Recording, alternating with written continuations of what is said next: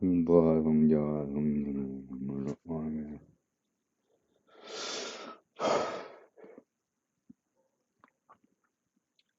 마르코복음서 9장. 예수님께서 또 그들에게 말씀하셨다. 내가 진실로 너희에게 말한다. 여기에 서 있는 사람들 가운데에는 죽기 전에 하느님의 나라가 권능을 떨치며 오는 것을 볼 사람들이 더러 있다. 영광스러운 모습으로 변모하시다.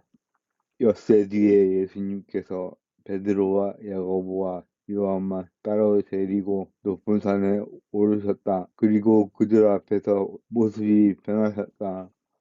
그분의 옷은 이 세상 어떤 마전장이도 그토록 하얗게 할 수 없을 만큼 새하얗게 빛났다. 그때 엘리야가 모세와 함께 그들 앞에 나타나 예수님과 이야기를 나누었다. 그러자 베드로가 나서서 예수님께 말하였다. 스승님, 저희가 여기에서 지냈으면 좋겠습니다. 저희가 초막셋을 지어 하나는 스승님께, 하나는 모세께, 하나는 엘리야께 드리겠습니다. 사실 베드로는 무슨 말을 해야 할지 몰랐던 것이다. 제자들이 모두 겁에 질려 있었기 때문이다. 그때 구름이 일어 그들을 덮더니 그 구름 속에서 이는 내가 사랑하는 아들이니 너희는 그의 말을 들어라 하는 소리가 났다. 그 순간 그들이 둘러보자 더 이상 아무도 보이지 않고 예수님만 그들 앞에 계셨다. 그들이 산에서 내려올 때 예수님께서는 그들에게 사람의 아들이 죽는 이들 가운데에서 다시 되살아날 때까지 지금 본 것을 아무에게도 말하지 말라고 분부하셨다. 그들은 이 말씀을 지켰다. 그러나 죽은 이들 가운데서 다시 살아난다는 것이 무슨 뜻인지를 저희끼리 서로 물어보았다. 엘리야의 재림. 제자들이 예수님께 율법학자들은 어째서 엘리야가 먼저 와야 한다고 말합니까? 하고 물었다. 그러자 예수님께서 그들에게 말씀하셨다.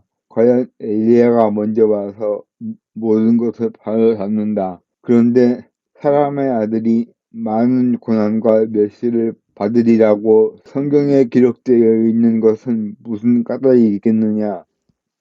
사실 내가 너희에게 말하는데 엘리야에 관하여 성경에 기록된 대로 그가 이미 왔지만 사람들은 그를 제멋대로 다루었다. 어떤 아이에게서 더러운 영을 내쫓으시다.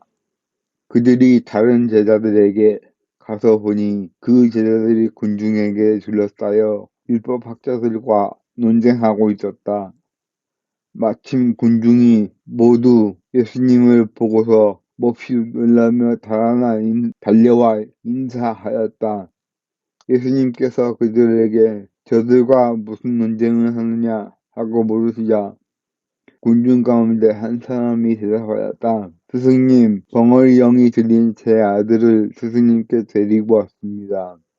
어디에서건 그 영이 아들을 사로잡기만 하면 거꾸로 들립니다. 그러면 아들은 거품을 흘리며 이를 가리고 몸이 뻣뻣해집니다. 그래서 스승님의 제자들에게 저 영을 쫓아내달라고 하였지만 그들은 쫓아내지 못하였습니다. 그러자 예수님께서 믿음이 없는 세대야, 내가 언제까지 너희 곁에 있어야 하느냐? 내가 언제까지 너희를 참아주어야 한단 말이냐? 아이를 내게 데려오너라 하고 그들에게 이르셨다.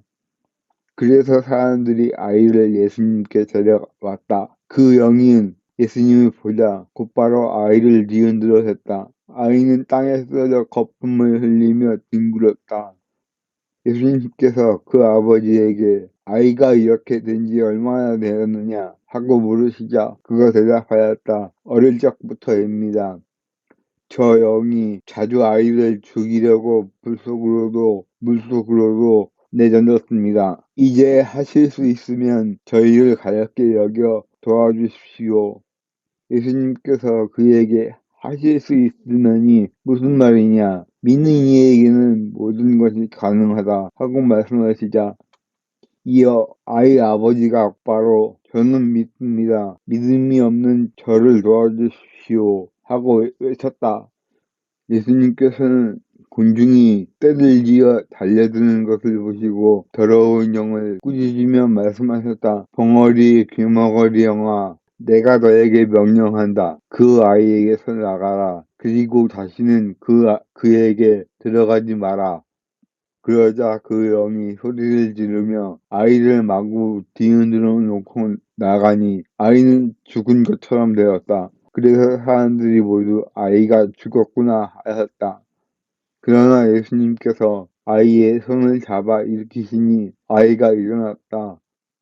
그 뒤에 예수님께서 집에 들어가셨을 때에 제자들이 그분께 따로 어째서 저희는 그 영을 쫓아내지 못하였습니까? 하고 물었다. 예수님께서는 이렇게 대답하였다. 그러한 것은 기도가 아니면 다른 어떤 방법도 나가게 할 수 없다. 순환과 부활을 두 번째로 예고하시다. 그들이 그곳을 떠나 갈릴레아를 가로질러 갔는데 예수님께서는 누구에게도 알려지는 것을 원하지 않으셨다.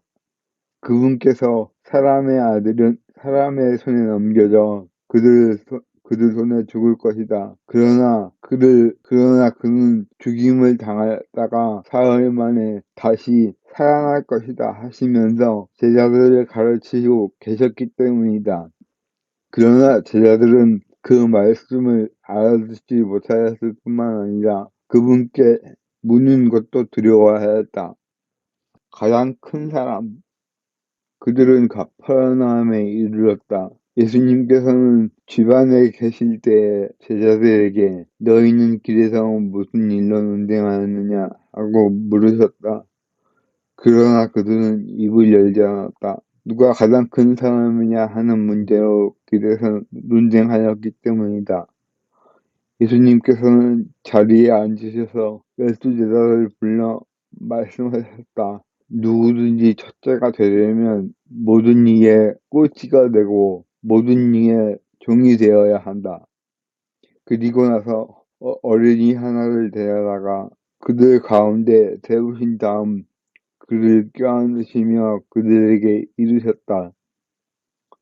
누구든지 이런 어린이 하나를 내 이름으로 받아들이면 나를 받아들이는 것이다. 그리고 나를 받아들이는 사람은 나를 받아들이는 것이 아니라 나를 보내신 분을 받아들이는 것이다.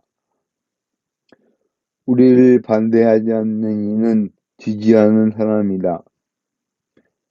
요한이 예수님께 말하였다. 어떤 사람이 스승님의 이름으로 마귀를 쫓아내는 것을 저희가 보았습니다. 그런데 그가 저희를 따르는 사람이 아니므로 저희는 그가 그런 일을 못하게 막아보려고 하였습니다. 그러자 예수님께서 이르셨다. 막지 마라. 내 이름으로 기적을 일으키고 나서 바로 나를 나쁘게 말할 수 있는 사람은 없다. 우리를 반대하지 않는 이는 우리를 지지하는 사람이다. 내가 진실로 너희에게 말한다. 너희가 그리스도의 사람이기 때문에 너희에게 마실 물 한 잔이라도 주는 이는 자기가 받을 상을 결코 잃지 않을 것이다. 죄의 유혹을 단호히 물리쳐라. 나를 믿는 이 작은 이들 가운데 하나라도 죄짓게 하는 자는 연자매의 목을 걸고 바다에 던져주는 편이 오히려 낫다. 내 손이 너를 죄짓게 하거든 그것을 잘라버려라. 두 손을 가지고 지옥에 그 꺼지지 않는 불에 들어가는 것보다 불구자로 생명에 들어가는 편이 낫다. 내 발이 너를 죄짓게 하거든 그것을 잘라버려라. 두 발을 가지고 지옥에 던져지는 것보다 절름발이로 생명에 들어가는 편이 낫다. 또 내 눈이 너를 죄짓게 하거든 그것을 빼 던져버려라. 두 눈을 가지고 지옥에 던져주는 것보다 외눈박이로 하느님의 나라에 들어가는 편이 낫다. 지옥에서는 그들을 파먹는 구더기도 죽지 않고 불도 꺼지지 않는다. 소금, 모두 불소금에 절여질 것이다. 소금은 좋은 것이다. 그러나 소금이 짠맛을 잃으면 무엇으로 그 맛을 내겠느냐. 너희는 마음에 소금을 간직하고 서로 평안롭게 지내라.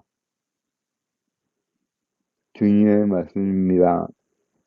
그리스도님 참여합니다.